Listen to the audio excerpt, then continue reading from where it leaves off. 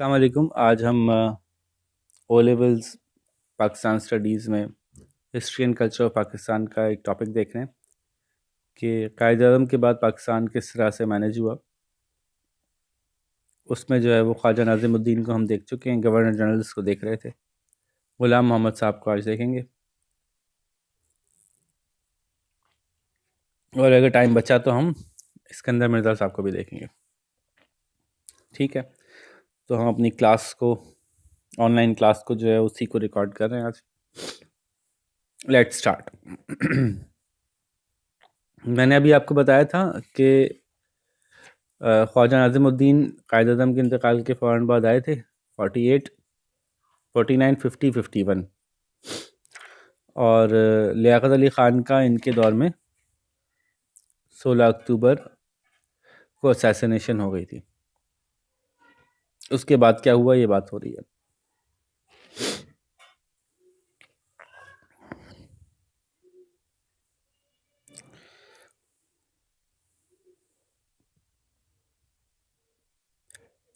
जो ग़ुलाम मोहम्मद साहब थे, ये फाइनेंस मिनिस्टर रहे थे। ठीक है, टॉपिक क्या है? ग़ुलाम मोहम्मद। लिख लीजिए जी, पहले हेडिंग डाल लीजिए, ग़ुलाम मोहम्मद।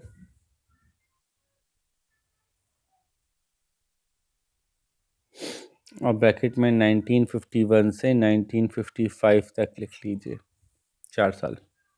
ठीक है, तो इनके बारे में हम कहेंगे, पहला पॉइंट लिखेंगे, was the finance minister before.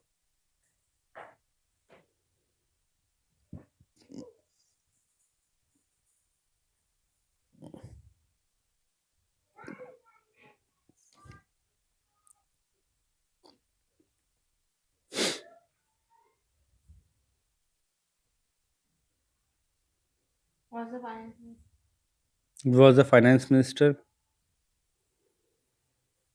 अगला पॉइंट लिख लें, came from civil service.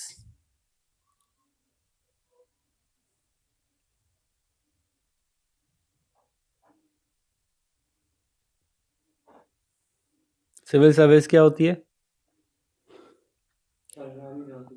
Government की जॉब, जो आपकी ब्यूरोक्रेटिक जॉब होती है। पहले काफ़ी दफ़ा हम इसको देख चुके हैं, गवर्नमेंट के मुख्तलिफ इदारों में जो नौकरी करते हैं लोग। तो नौकरी करते करते ये यहाँ तक पहुँच गए कि पाकिस्तान के गवर्नर जनरल बन गए।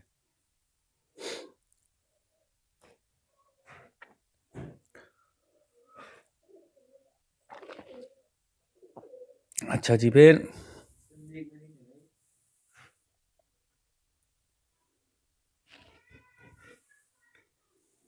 नाज़िमुद्दीन साहब को इन्होंने कन्विंस किया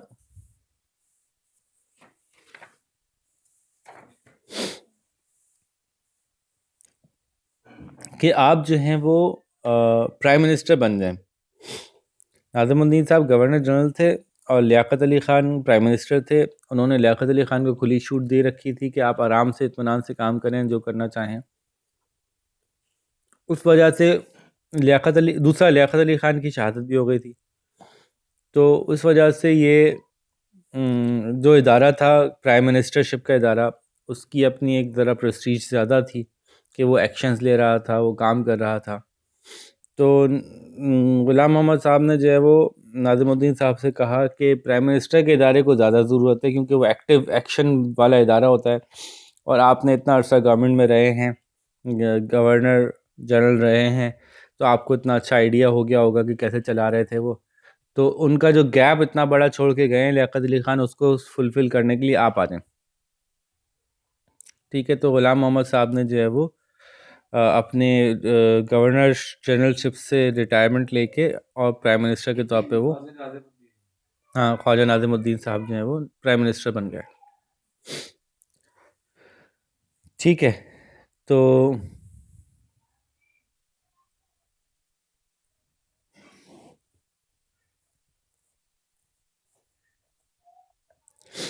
अगर आप इसे पॉइंट लिखेंगे तो ये लिखेंगे, ही कन्विंस्ड के एच नाज़िमुद्दीन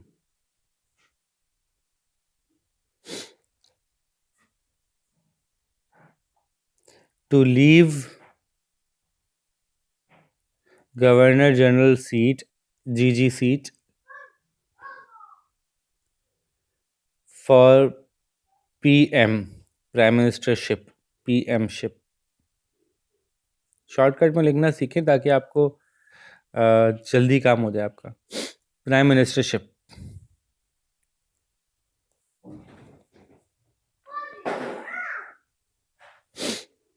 अच्छा जी, पाकिस्तान में बहुत सारे काम नए नए फर्स्ट टाइम हो रहे थे. ज़ाहिर है पाकिस्तानी फर्स्ट टाइम बना था तो काम भी फर्स्ट टाइम हो रहे होंगे. उसमें जैसे मैंने कहा कॉन्स्टिट्यूशन पे तो काम करने की कोशिश कर रहे थे. उसके साथ साथ एक प्लानिंग कमीशन बनाया गया था और 1950 में प्लानिंग कमीशन सेट किया गया था. 51 में जो उसने 6 ईयर प्लान दिया था पाकिस्तान का.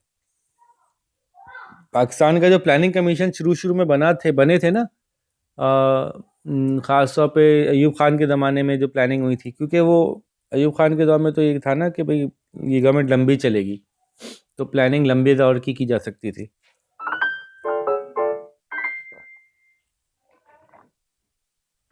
तो उस सूरत में ऐसे बाज़ औक़ात इतने ज़बरदस्त तरीके से प्लानिंग की गई, इतने अच्छे प्लान्स बनाए गए कि उन प्लान्स को देखते हुए दुनिया के दूसरे मुल्कों ने भी हमारे प्लान्स को कॉपी किया और वो आज हमसे बहुत आगे हैं. ठीक है, उससे बात करेंगे जब हम वहाँ पहुँचेंगे, अयूब खान के दौर पे पहुँचेंगे तो. अच्छा, तो प्लानिंग कमीशन ने अपना पहली रिपोर्ट पेश की 6 ईयर प्लान इन 1951.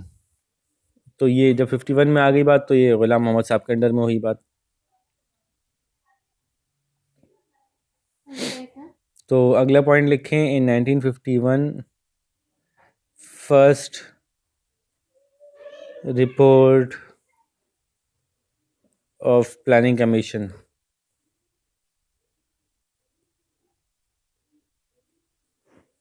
ठीक है, उसमें उन्होंने किन किन चीज़ों को कवर किया था उसके अंदर उन्होंने जो है वो लिख लें उसके आगे. एग्रीकल्चर,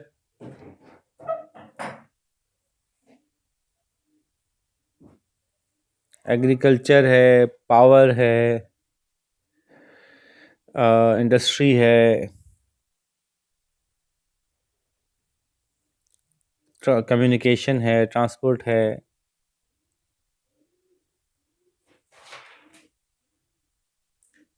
कम्युनिकेशन के लिए COMM लिख लिया करें. सोशल अपलिफ्ट है.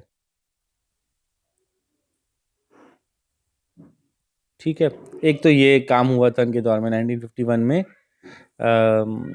प्लानिंग कमीशन की रिपोर्ट सामने आई थी. इन 1951 first report of planning commission, जिसमें कि agriculture, power, industry, transport, social sector.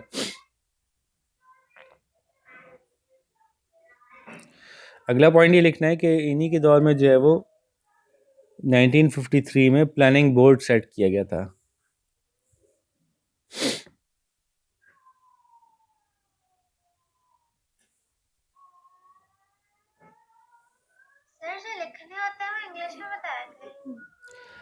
In 1953, planning board was set up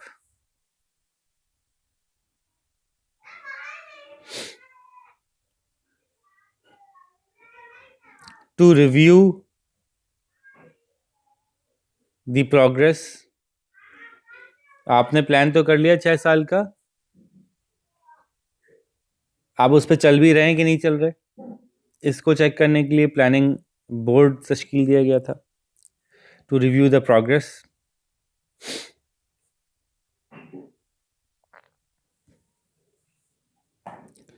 इन्होंने एक और प्लान दिया जो कि उस 6 साल प्लान के बाद इम्प्लीमेंट होना था. ठीक है, वो 6 साल प्लान प्लानिंग कमीशन ने दिया, प्लानिंग रिव्यू बोर्ड ने देखा और उन्होंने अपनी रिकमेंडेशन मज़ीद आगे 5 साल की दी. तो इसको लिख लें, दे गेव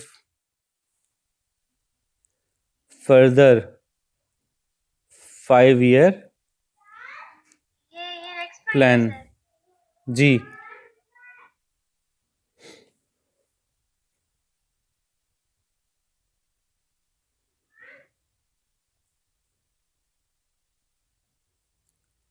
तो पहला पॉइंट था 1951 में first report of planning commission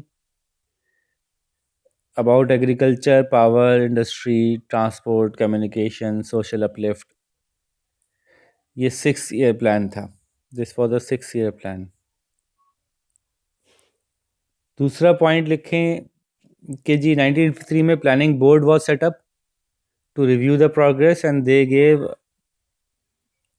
a further 5 year plan.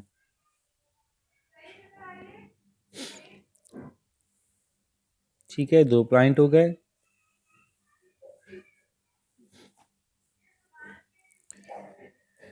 इन दोनों पॉइंट्स को हम न्यू कंक्लूड करेंगे. These plans helped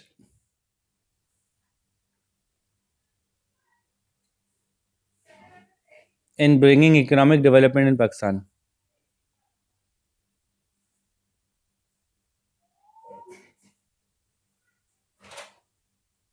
In bringing economic development in Pakistan.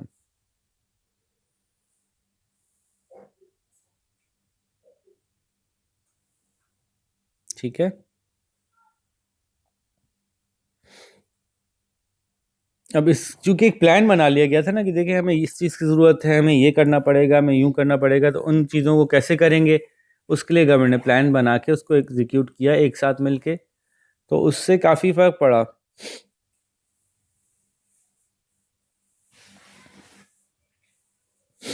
इसी दौर में एग्जाम्पल ई.जी. लिख के आप लिखिएगा आगे. इसी दौर में सुई गैस, इसी प्लान के नतीजे में सुई गैस डिस्कवर हुई थी.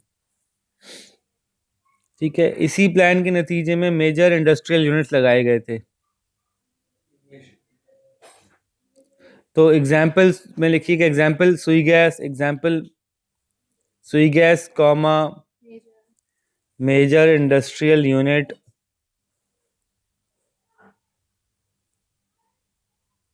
Etcetera.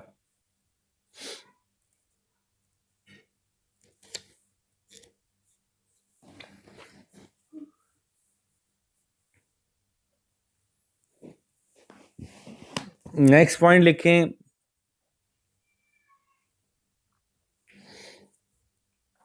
(1951-1953) there was a severe drought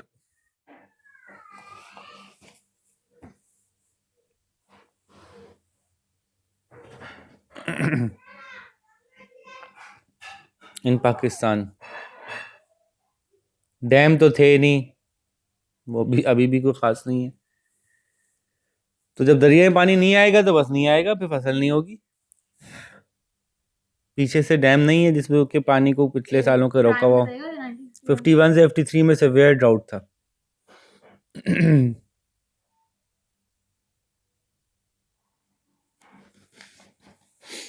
ठीक है. There was rioting, there was writing.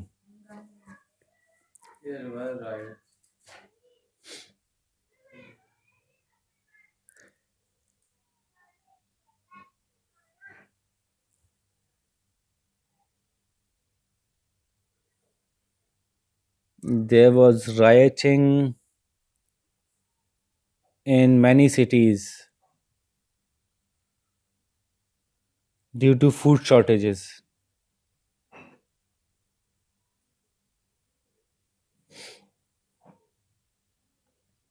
ठीक है.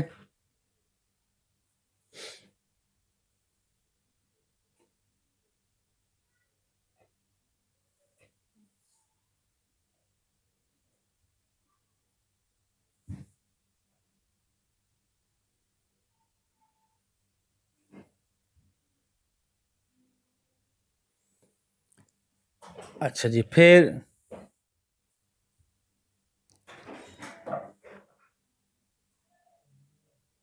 the demand for jute was also declining. अच्छा जी. जूट जो है वो हमारा बांग्लादेश में बनता था बहुत ज़्यादा और दुनिया में उसकी बड़ी डिमांड थी, लेकिन ऐसे ऐसे जूट JUTE जूट की डिमांड भी जो है वो काफ़ी गिरना शुरू हो गई थी।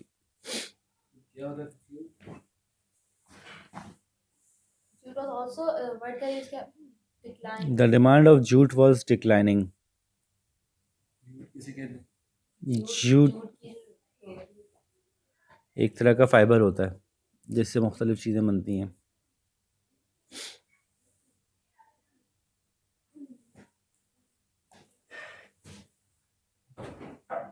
उस ज़माने में यूएस ने जो है वो पाकिस्तान को वीट डोनेट किया था।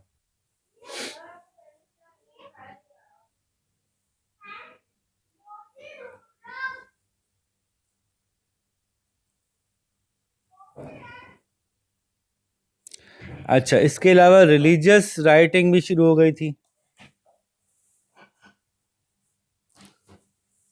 रिलीजियस राइट्स डिमांडिंग, लिख लीजिएगा, religious rights demanding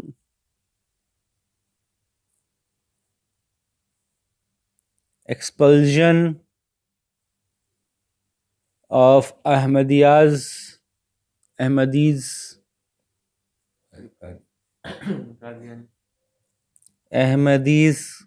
bracket Qadianis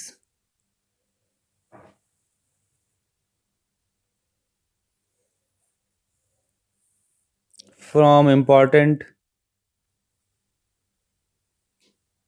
government positions. सबसे इम्पोर्टेंट पोजीशन पे कादियानी आ जाएगा अगले दौर में। 4 साल के for important government positions. Easy लिखिए example.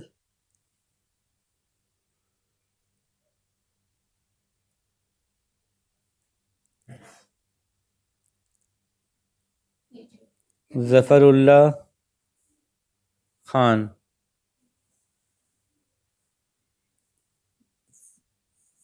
The foreign minister.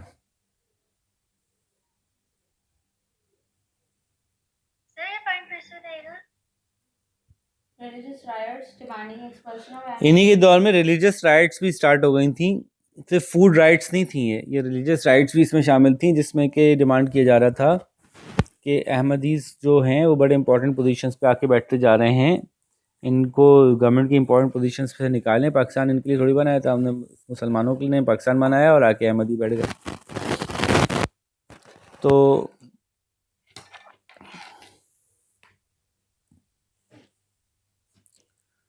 Point लिखा है, religious rights demanding expulsion of Ahmadis from important government positions.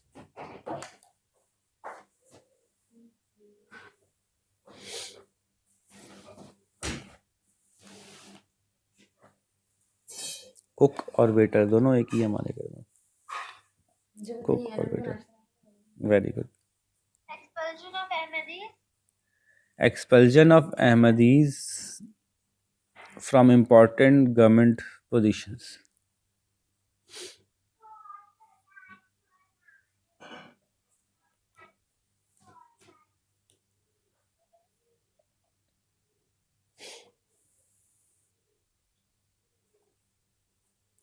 और इसमें एग्जाम्पल दिया हमने जफरुल्लाह खान, दी फॉरेन मिनिस्टर।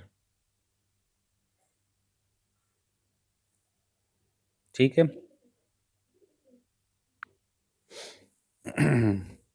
वो क्या क्या एक्शन लिया गया इसके बाद?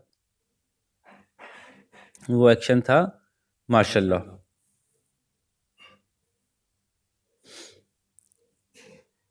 मार्शल लॉ वाज इम्पोज्ड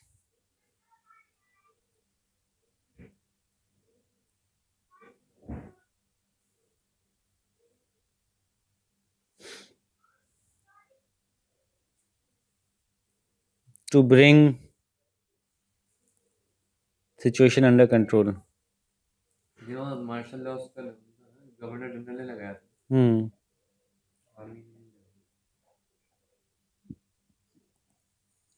ठीक है जी, martial law was implemented.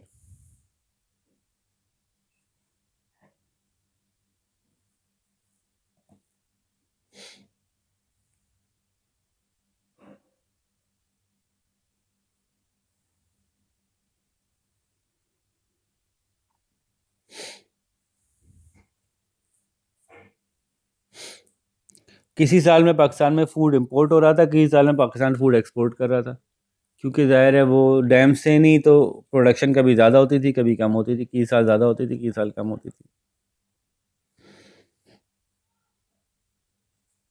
Next point इनका लिखिएगा,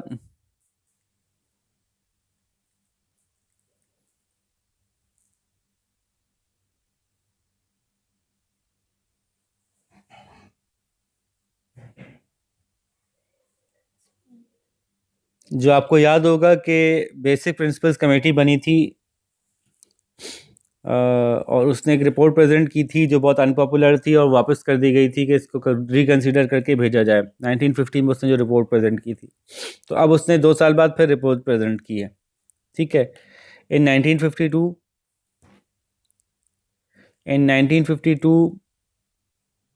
ये बात हो रही है 22 दिसंबर, तो दिसंबर 1952, इन दिसंबर 1952 basic principles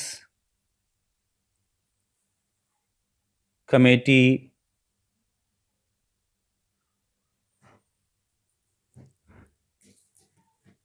presented its revised proposals, presented its revised proposals। ठीक है, उसके कुछ पॉइंट्स हम देख लेते हैं कि क्या प्रपोजल्स दिए थे उन्होंने। आपको याद है ना कि उसमें बहुत सारे इश्यूज थे, मुस्लिम्स के हवाले से भी इश्यूज थे कि इस्लामिक इनफ नहीं है और भी प्रॉब्लम्स थे। तो पहला जो आया वो आया, head of the state must be Muslim. Ahmadis को तो मुस्लिम कंसीडर करना छोड़ दिया था। उस वक्त तक नहीं किया था, अच्छा तभी वो आ सकते थे। इसीलिए बाद में क्राइसिस पैदा हुआ कि who is a Muslim.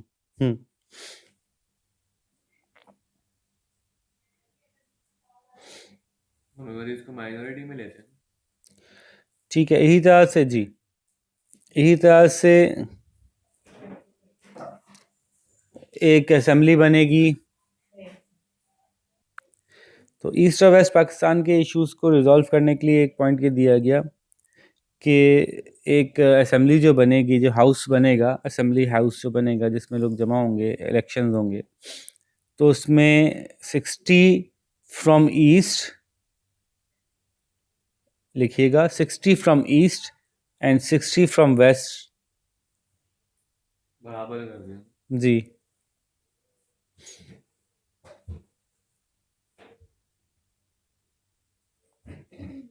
will constitute।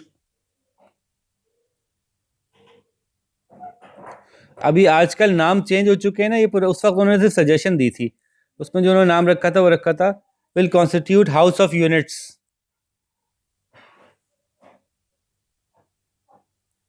ठीक है, इन्होंने जो नाम रखा था उसका हाउस ऑफ यूनिट्स रखा था। 60 from east and 60 from west Pakistan will constitute house of units. ठीक है, और दूसरा जो उन्होंने, जैसे बात हुई थी ना कि इन्होंने दो लेवल्स पे डिस्ट्रीब्यूटेड असेंबली रिकमेंड की थी पिछली दफ़ा भी, तो उसी को आगे कंटिन्यू किया है। और हाउस ऑफ यूनिट्स में 60-60 होंगे, और हाउस ऑफ पीपल में 200 each elected members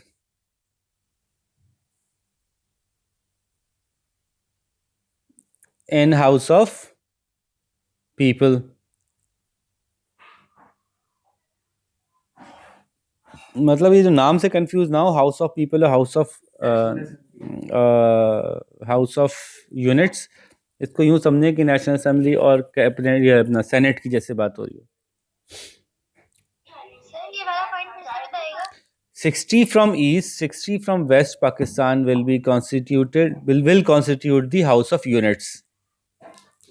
200 each elected members in House of People, यानी total 400।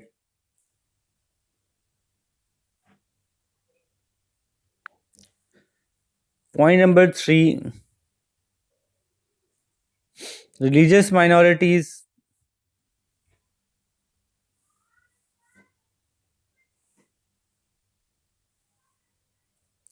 religious minorities will have representatives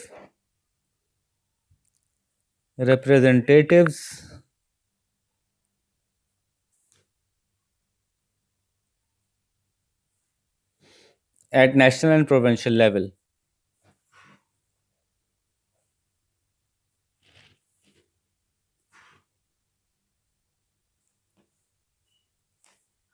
ठीक है, नेशनल एंड प्रोविंशियल लेवल्स, सूबाई और कौमी जो नशिस्तें इन पे माइनॉरिटीज़ को बाकायदा सीट दी जाएंगी.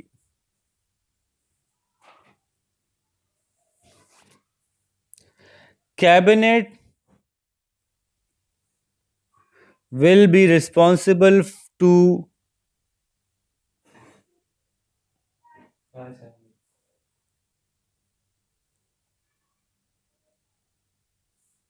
National assembly. NA लिख दें अब नेशनल असेंबली को. NA बहुत कॉमन वर्ड है नेशनल असेंबली के लिए. Not governor general, GG. ठीक है, क्योंकि उसूली तौर पे बात ये हो रही थी कि गवर्नर जनरल तो हेड ऑफ स्टेट है, मुल्क चला तो प्राइम मिनिस्टर रहा है. प्राइम मिनिस्टर नेशनल असेंबली से इलेक्ट होके आ रहा है, तो कैबिनेट अगर डायरेक्ट गवर्नर जनरल को रिस्पॉन्ड करेगी तो फिर नेशनल असेंबली का और प्राइम मिनिस्टर का काम क्या है फिर. तो इसको क्लियर करने के लिए उन्होंने कहा कि कैबिनेट क्या होती है, याद है ना, कि वो लोग जो मिलके मिनिस्टर्स बनाते हैं, minister for education, minister for shipping, minister for industry, जो मुल्क में काम करवा रहे हैं मुख्तलिफ इदारों के, तो वो लोग रिस्पॉन्सिबल या जवाबदेह जो होंगे वो नेशनल असेंबली को होंगे, गवर्नर जनरल को नहीं होंगे. इससे क्या हुआ कि डे टू डे गवर्नमेंट के अफेयर्स में से गवर्नर जनरल का जो रोल था वो थोड़ा कम हो गया.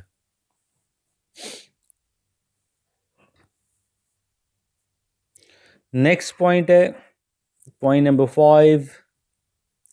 The head of state would choose a committee of Islamic specialists to ensure that all legislation conform to Islamic law. तो इसको हम यूँ लिखते हैं, दोबारा बताता हूँ मैं. पॉइंट नंबर 5 है कि committee of Islamic scholars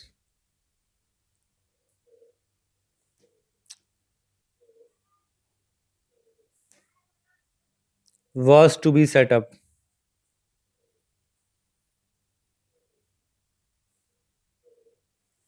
to overlook,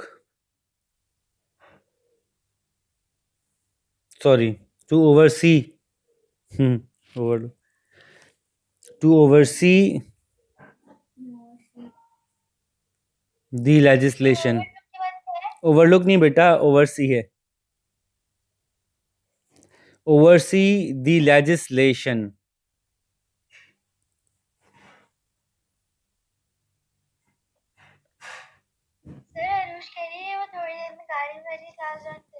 गाड़ी में बैठ के करेगी. अब कहाँ जा रही है?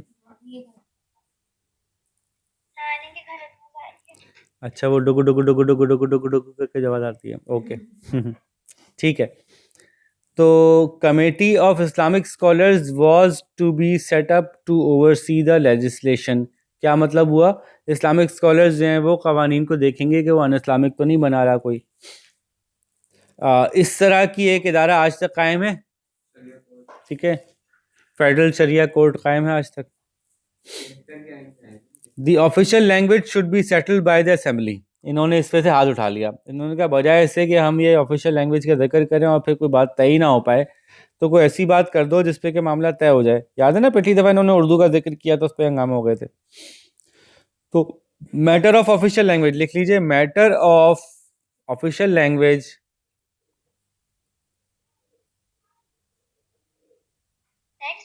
जी नेक्स्ट पॉइंट है. Matter of official language will be settled by NA, national assembly. ठीक है.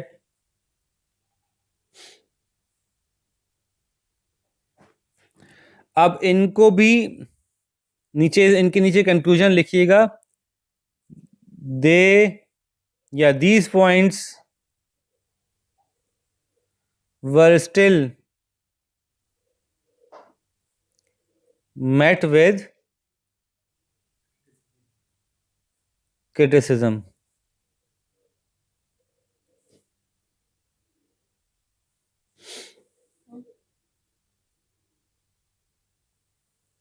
criticism. Criticism. These points were still met with criticism. So Nazimuddin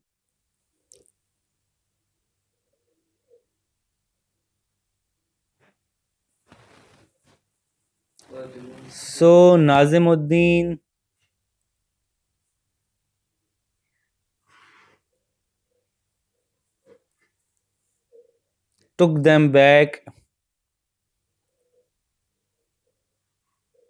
for further discussion.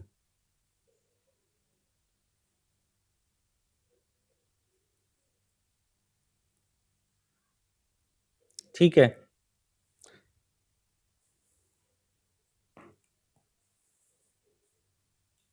this meant, अगला पॉइंट लिखें, this meant that there was no constitution to be seen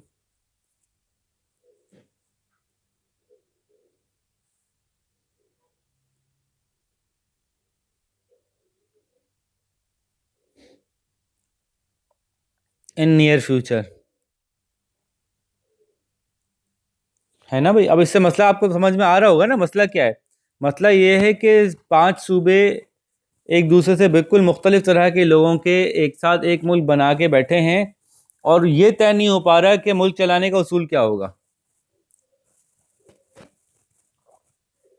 India में तय हो गया, हुकूमत India में तो पहले से तय था ना। इंडिया तो वो लेगेसी को कैरी कर रही थी ना, जो उनके पास लेगेसी थी उसकी, इंडियन नेशनल कांग्रेस की जो लेगेसी थी, जो जो कॉन्स्टिट्यूशन उन्होंने दे दिया था, अंग्रेज़ ने दिया था, उन्होंने उसको डिसएम्बॉडी नहीं किया, उन्होंने बल्कि उसके ऊपर बिल्ड अपॉन किया। तो उनके पास एक एक्सपीरियंस था। हम लोग तो आज़ाद हो गए थे ना। हमने असल में मैंने ये कहा ना कि उन्होंने उसको कैरी किया जो उससे पहले तय था, यानी जैसा चल रहा था उन्होंने उसको चलने दिया और फिर आहिस्ता आहिस्ता अमेंडमेंट्स करके चीज़ें बेहतर की। हमने ज़ीरो से बनाना शुरू किया दोबारा से। हमारे पास भी बना हुआ था लेकिन हम उससे एग्री नहीं करते थे ना। हमारे जो हेड ऑफ स्टेट थे उस वक्त वो उससे एग्री नहीं कर रहे थे। हमारे पास जो बना हुआ था वो ये बना हुआ था कि सब स्टेट अलग अलग अपने तौर पर चलेंगी और एक नेशनल एजेंडा होगा, लेकिन इससे एग्रीमेंट नहीं हो रहा था। कोशिश ये हो रही थी कि एक फेडरल पावर ज़्यादा हो, सेंट्रली गवर्नमेंट, सेंट्रली कंट्रोल्ड एक वो चले।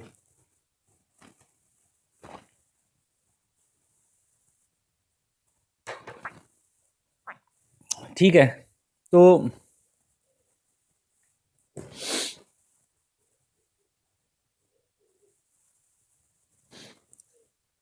ये प्रॉब्लम हुआ कि कॉन्स्टिट्यूशन नहीं बन सका।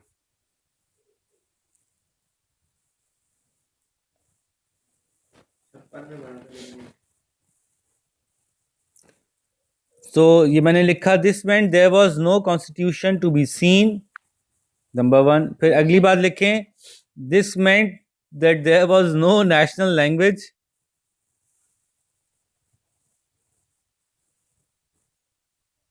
बंगाली उर्दू दोनों को कर देंगे। जो भी करते कुछ किया ही नहीं ना, तय ही नहीं किया ना। मैं तो आपको कहा तो था कि some decision is better than no decision. Bengali Urdu दोनों करने में क्या कोई मसला नहीं था। No national official language, official.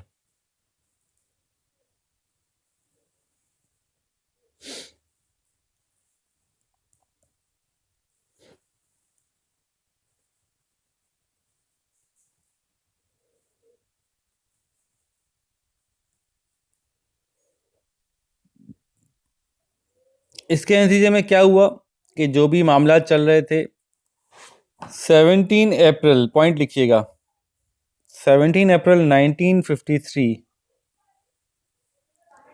गुलाम मोहम्मद साहब ने क्या किया? गुलाम मोहम्मद डिसमिस्ड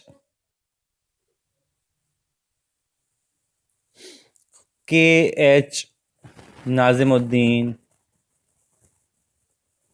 आप पछता रहे होंगे नाजिमुद्दीन साहब,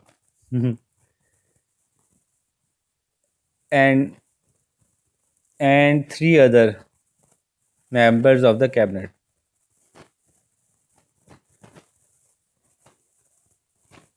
क्योंकि उस वक्त नेशनल असेंबली उस तरह से नहीं थी, और उसमें ऐसा नहीं था कि कैबिनेट के मेंबर्स प्राइम मिनिस्टर ने बनाया, प्राइम मिनिस्टर गया तो पूरी कैबिनेट गई, ऐसा नहीं हो रहा होता था। प्राइम मिनिस्टर अलग से चला गया, कैबिनेट वहीं बैठी थी। 3 मेंबर ऑफ कैबिनेट जी, 3 मेंबर्स ऑफ कैबिनेट और एक प्राइम मिनिस्टर निकाल दिया गया।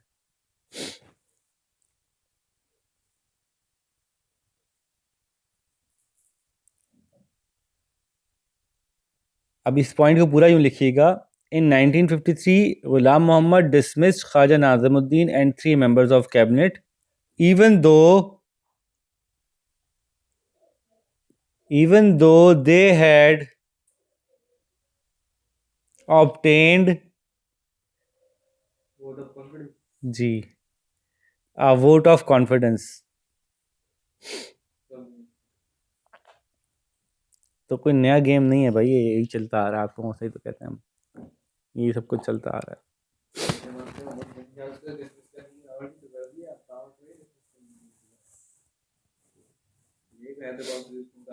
ठीक है जी, नाज़िमुद्दीन साहब को गुस्सा तो बहुत आया, लेकिन उन्होंने रेजिस्ट नहीं किया, क्योंकि वो एक ज़ाहिर एक कॉन्स्टिट्यूशनल या कह लें कि एक नेशनल सिचुएशन थी।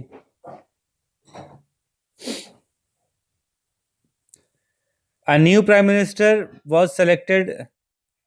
यूएस के जगह वो थे ambassador,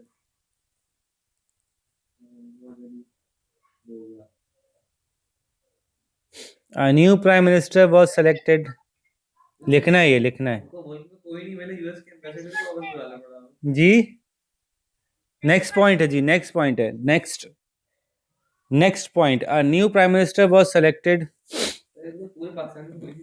M Ali Bogra, BOGRA।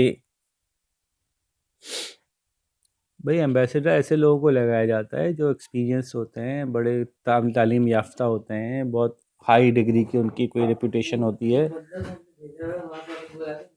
उनमें कोई ख़ास बात होगी तो उनको बुलाया होगा, अपना उनका कोई रिलेटिव होगा, उनको उनके ऊपर ट्रस्ट होगा। तो मोहम्मद अली बोगरा साहब को प्राइम मिनिस्टर लगाया गया। Who was Mohammad Ali Bogra, BOGRA, who was acting as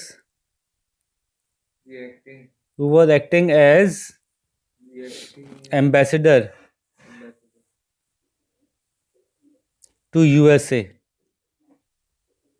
USA के एम्बेसडर थे पाकिस्तान की तरफ से, इनको जो है फिर प्राइम मिनिस्टर लगा दिया गया गुलाम मोहम्मद साहब की तरफ से।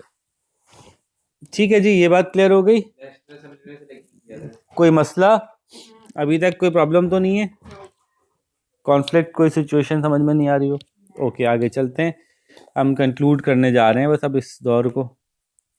जाहिर है आहिस्ता आहिस्ता मामला जब ज़्यादा बिगड़ेंगे तो आखिरकार गवर्नर जनरल साहब को भी जाना पड़ेगा। तो वो नज़र आ ही रहा है कि जब बंदा डूब रहा होता है तो पहले वो आसपास की चीज़ों को डुबोता है, जब वो भी नहीं संभल पाता तो फिर वो खुद भी डूब जाता है। ठीक है जी, तो आगे चलते हैं।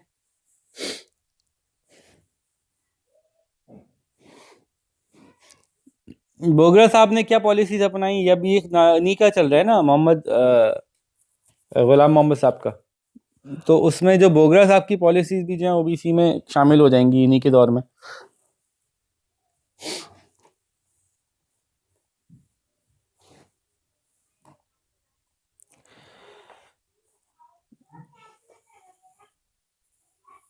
तो एक पॉइंट लिखें, Bogra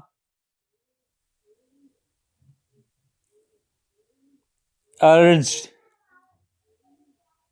international community INTL international INTL dot remittance भेजो भाई। committee नहीं रेमिटेंस थोड़ी कौन सी कम्युनिटी में कम्युनिटी बोल रहे हैं। इंटरनेशनल क्या लिखा पता नहीं क्या बात हो रही थी। कम्युनिटी बोगरा आज इंटरनेशनल कम्युनिटी कम्युनिटी था ना। कमेटी नहीं था भाई कम्युनिटी था। क्या हो गया आप लोगों को? कम्युनिटी कितना गलत से लिखते हैं ना आप लोग। मैंने तो अभी भी लिखा है community community to help Pakistan. To help Pakistan. ठीक है, इसमें एड के लिए उन्होंने काफ़ी कोशिश की, वो आज भी जारी है। इंटरनेशनल कम्युनिटी से एड की दावत मुस्तकिल जारी है। इसी को कहते हैं, वही कर रहे थे ये भी, वो भी यही कर रहे थे। आपकी खातिर कोई अपनी पगड़ी नीचे रख रहा है। कितने ख़राब अवाम है ना कि वो उनकी खातिर जो है वो हुक्मरान को बेचारे को अपनी पगड़ी नीचे रखनी पड़ गई। अच्छा आगे चलें तो मोहम्मद अली बोगरा की जो पहली पॉलिसीज़ थी वो ये थी कि हमने काफ़ी लोगों से मांगा, हेल्प मांगी।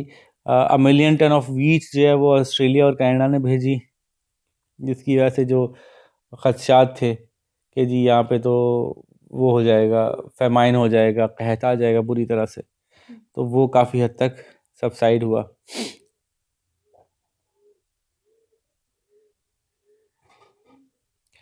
फिर इन्होंने जो है वो जो 5 ईयर प्लान बना था रिव्यू बोर्ड का, प्लानिंग बोर्ड का, तो उसमें इनकी काफ़ी काविशें थीं।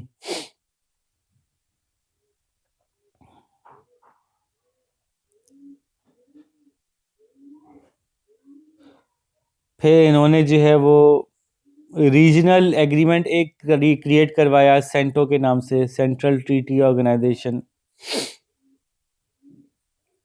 और उसकी मदद से जो है वो कुछ पैसे पाकिस्तान में बाहर से आए। ठीक है, तो ये लिख लेते हैं ये वाला point. Bogra urged international community to help Pakistan, यहाँ तक लिख लिया था। Which brought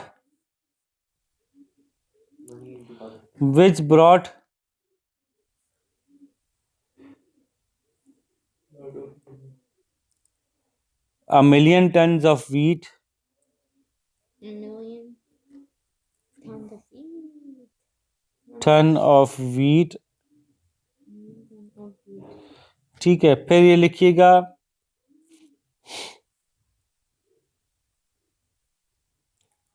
worked out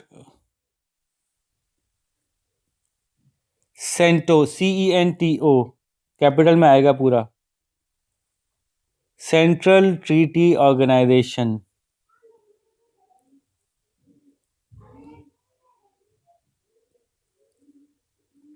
organisation को ORG लिखिएगा, सेंट्रल ट्रीटी ऑर्गेनाइजेशन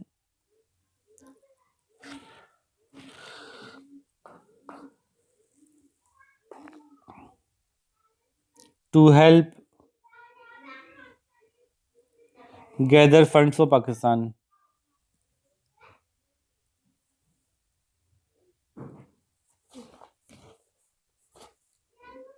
ठीक है जी।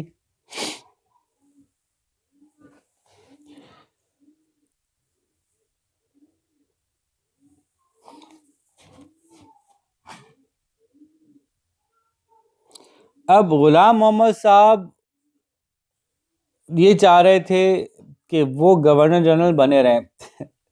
पता नहीं क्यों सब ये चाहते हैं कि वो जिस पोजीशन पे हैं ताहयात उसी पोजीशन या उससे अच्छी पोजीशन पे ही रहें, नीचे ना उतरे। अब जब एक बंदा ये चाह रहा होता है ना कि मुझे कोई ना हटाए, तो फिर वो टफ डिसीजन नहीं लेता। मैंने आपसे पहले भी कहा कि कॉन्स्टिट्यूशन के हवाले से कोई डिसीजन हो जाता, कम से कम कोई डिसीजन तो हो जाता, कोई एग्रीमेंट तो कर लेते, एक एक करके पॉइंट्स पे एग्री कर लेते। पूरा एक साथ कॉन्स्टिट्यूशन नहीं बन रहा है, कम से कम एक पॉइंट तय हो गया, हाँ भाई ये तय हो गया, तो उससे कोई कॉन्फिडेंस आता है लोगों को कि हाँ भाई हम यूनाइटेड हैं, हम एक हैं, हम एक मुल्क बन के चल रहे हैं। एक तरह से वेटिंग लाइन में लगा हुआ है पूरा मुल्क कि कब तय होगा कि हम एक मुल्क हैं कि नहीं है। तो कॉन्स्टिट्यूशन की किसी शक्ल में आगे ना बढ़ने की वजह ये भी थी कि वो ये नहीं चाह रहे थे कि कोई भी ऐसी बात हो जिससे कोई नाराज़ हो और फिर उनके खिलाफ कोई बात उठे।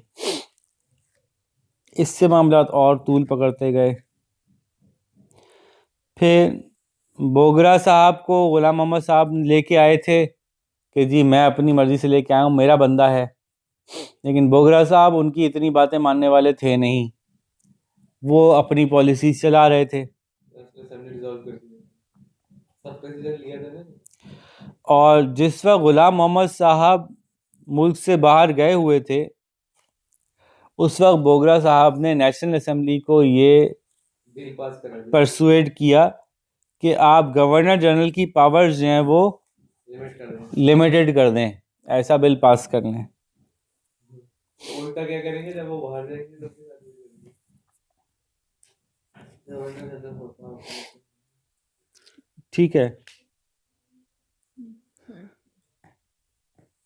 जब वो वापस आए फिर ये मोहम्मद अली बोगरा से बाहर गए, फिर इन्होंने नेशनल असेंबली को डिसॉल्व कर दिया। मेरे से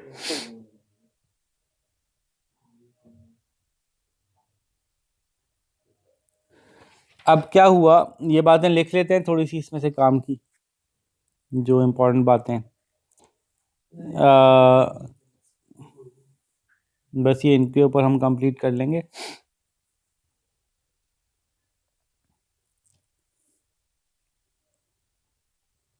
इन 1954, बल्कि 21 सितंबर 1954 लिखना है ये, when G.G. Ghulam Muhammad was out of country,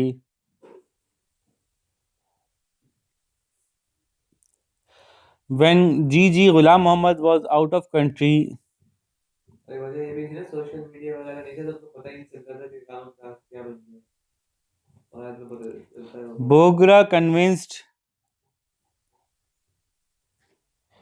the National Assembly, out of country के बाद क्या है? Bogra convinced the National Assembly NA when Governor General Ghulam Muhammad was out of country. Bogra convinced the National Assembly to limit powers of Governor General.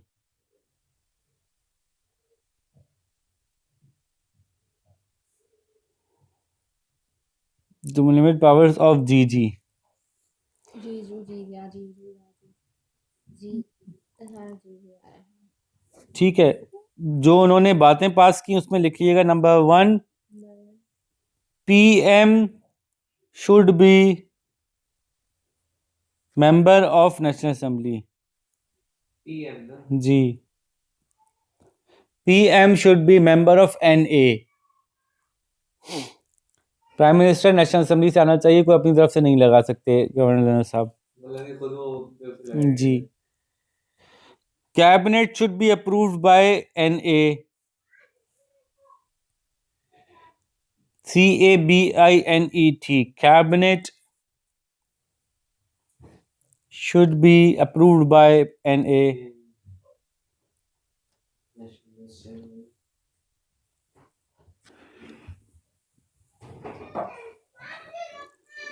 Anything else?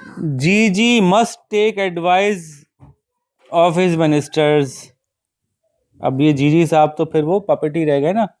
Must take advice अब आजकल का president का वो रहेगा of his ministers.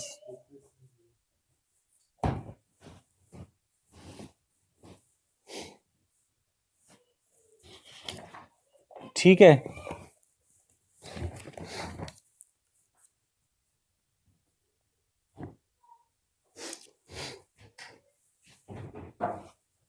और ये जो प्रोडा था वो ख़त्म कर दिया गया।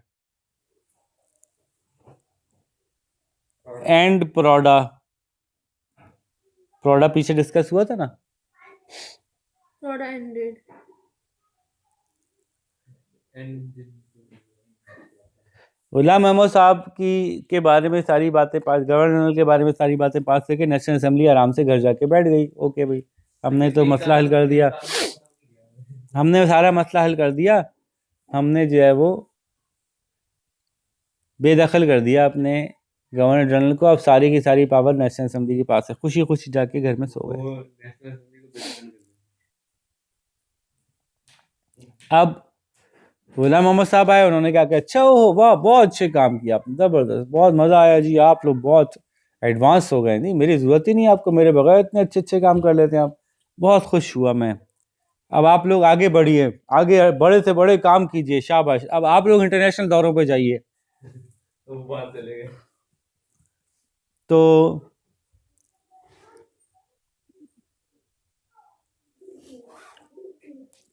Bogra was out of the country during the following week, और उस दौरान में जो है वो उन्होंने, गुलाम मोहम्मद साहब ने स्टेट ऑफ इमरजेंसी लगाई और नेशनल असेंबली डिसॉल्व कर दी।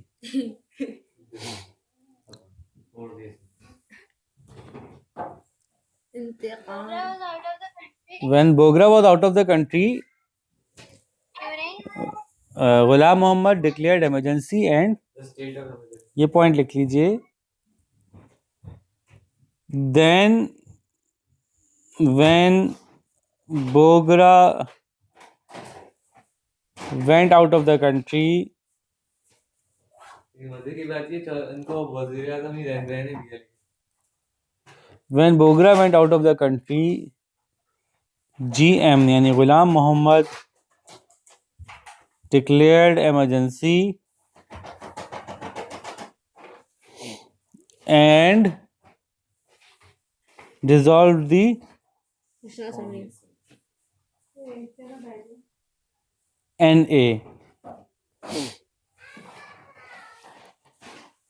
नहीं resolve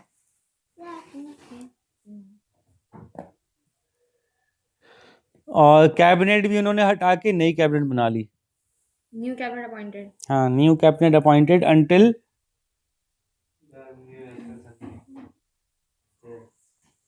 new national assembly was elected.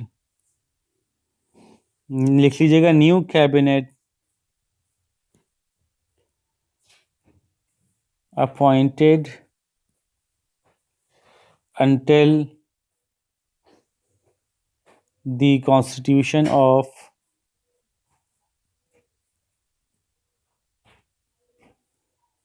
new NA national assembly.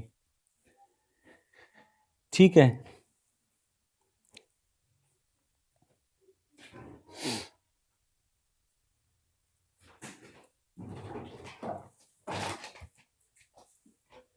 Okay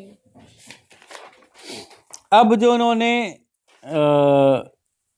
देखें गेम कैसे आहिस्ता आहिस्ता स्लाइड करता है, कह रहा हूं पिछले 50-60 सालों का देखते हैं ना, में आसानी होती है समझने में।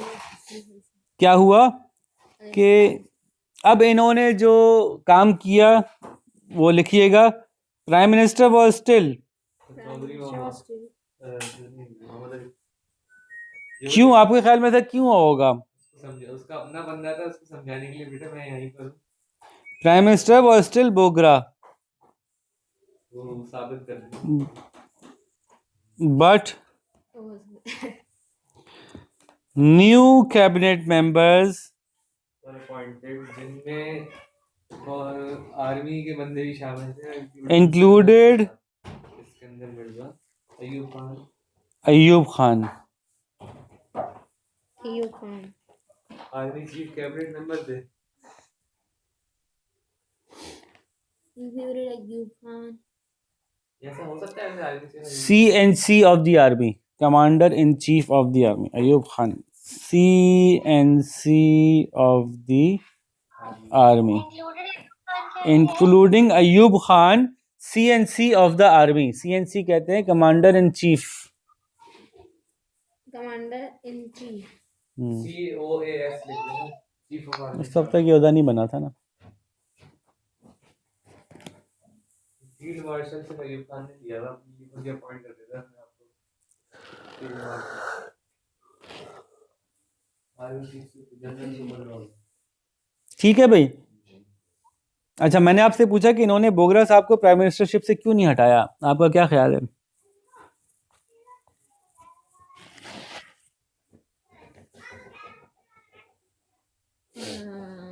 कंट्रोल साबित करने के लिए पावरफुल हाँ, ये कंट्रोल की जंग थी ना, तो उनको निकाल देते तो फिर साबित क्या करते। दूसरा ये कि प्राइम मिनिस्टर वही रहे ताकि जो गंद उछले उसी के ऊपर उछले। अगर हालात कंट्रोल में ना आए तो पहले ही मैंने तो कहा था कि हुकूमत सही नहीं चल रही, देखो मैंने पहले ही कहा था, नेशनल असेंबली को रिजॉल्व किया था, देखो ये प्राइम मिनिस्टर संभाल नहीं सका। तो अगर कोई नया प्राइम मिनिस्टर ले आते तो लोग कहते आप ही तो दूसरा लेके आए थे, उससे भी मामला नहीं संभले तो आप सही नहीं हो। तो उन्होंने इसलिए नया प्राइम मिनिस्टर लाने के बजाय पुराने को ही रखना मुनासिब समझा। ठीक है जी। ज़्यादा अच्छा नहीं चलेगा। जब हमने जनरल बैंड हो गया।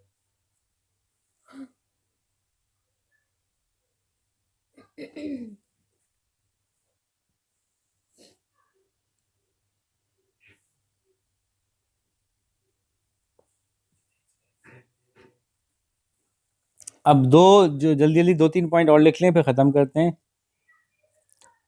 दी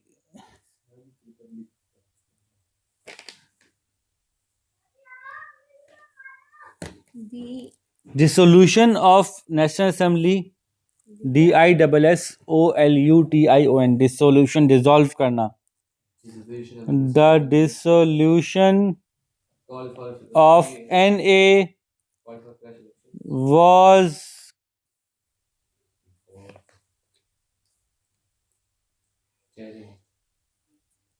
चैलेंज है ना, जी challenge in Sindh high court, challenged by Maulvi Tamizuddin in Sindh high court. Maulvi Tamizuddin.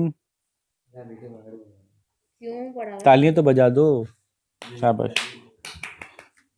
मौलवी Tamizuddin was challenged by Maulvi Tamizuddin speaker of the national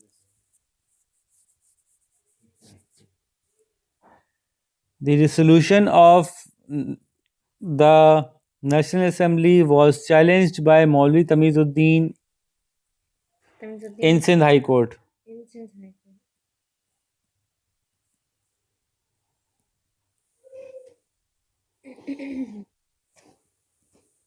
In Sindh High Court. मौलवी तमीजुद्दीन साहब जो थे, जो स्पीकर थे उस वक्त नेशनल असेंबली के, जिसको कि डिज़ोल्व किया गया था, उन्होंने चैलेंज किया कि ये इस साल से हमारी असेंबली डिज़ोल्व नहीं कर सकते। सिंध हाई कोर्ट ने इनके हक में फैसला दिया था। नेशनल असेंबली के बाहर कर दी, सिंध हाई कोर्ट रूल नहीं किया।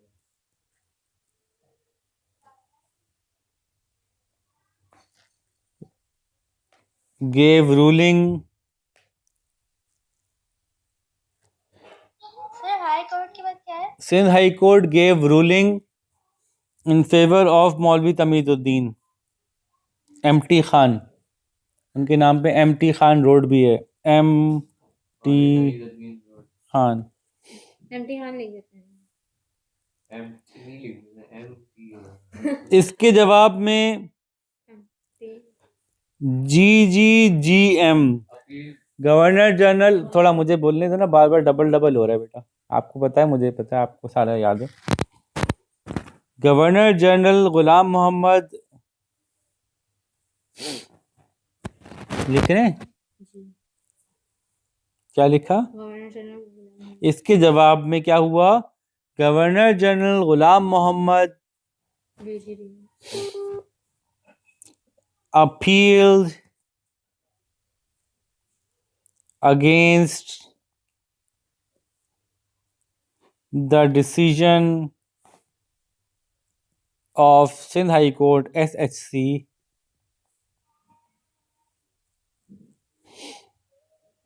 in, कहाँ अपील की इन्होंने? Federal court. सर जी बोले। मैं जो है ना वो जेल जोएंटी के सामने, इसलिए जो है ना मैं 5 सिग्नल मिनट जाएंगे, ठीक है ठीक है, समझ गया। बस हमारा वैसे एंड ही हो रहा है, 2 मिनट का ही है। तो क्या बात हुई कि गवर्नर जनरल गुलाम मोहम्मद ने अपील किया इस डिसीजन, सिंध हाई कोर्ट के डिसीजन को, इन federal court, and federal court approved of his decision, and federal court sir फिर से बता दें एक बार। approved of his decision। Federal court ने इनके डिसीजन को मान लिया. Now coming to the last point. On 21 June 1955, 8 साल हो गए पाकिस्तान बने हुए. कोई कॉन्स्टिट्यूशन नहीं है हमारा. 1959 बोला है. 55 हाँ, elections for new constituent assembly were held.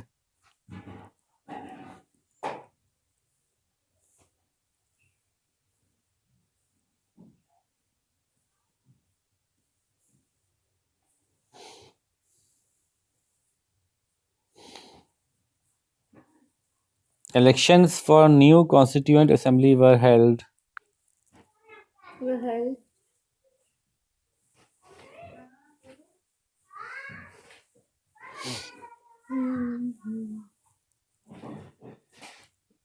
On 7 July.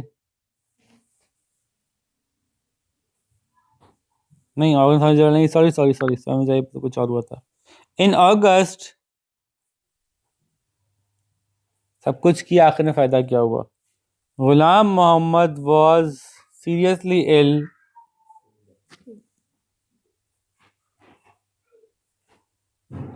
Sir कब when in August 1955. Ghulam Muhammad fell seriously ill and had to resign.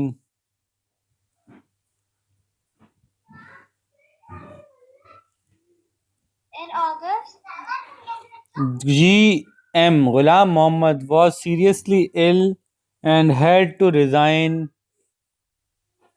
had to resign. He was replaced by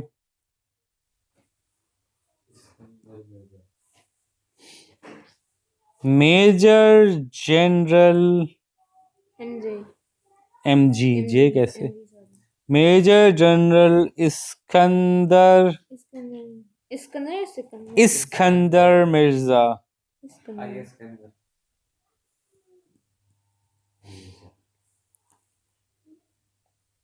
मुझे लगता था Sikandar. Iskander Iskander Mirza.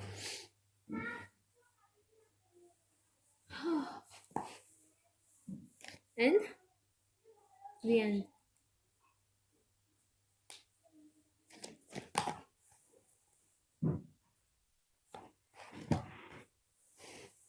Iskander Mirza साहब जो हैं वो British army में काम करते रहे थे और ईस्ट पाकिस्तान के गवर्नर थे. और ये उन मेंबर्स में से एक थे जो कि कैबिनेट मेंबर्स लगाए गए थे गुलाम मोहम्मद की तरफ से. गुलाम मोहम्मद साहब की तबीयत ख़राब हुई तो इस्कंदर मिर्ज़ा जो है वो एक्टिंग गवर्नर जनरल के तौर पे बनाए गए थे कि ये जब तक इनकी तबीयत ख़राब रहेगी ये उनको हुकूमत को संभाल लेंगे. और उसके बाद उन्होंने संभाल ही लिया. ठीक है, चलें यहाँ पे एंड करते हैं डिस्कशन को. इंशाल्लाह अब हम नेक्स्ट क्लास कोशिश करते हैं, अगर रात में मौका मिला तो रात में कंटिन्यू करेंगे. लेट्स होप कि जल्द से जल्द हम इस टॉपिक को निपटा सकें. ठीक है जी, अपना बहुत सारा ख्याल रखिएगा. अल्लाह हाफिज़.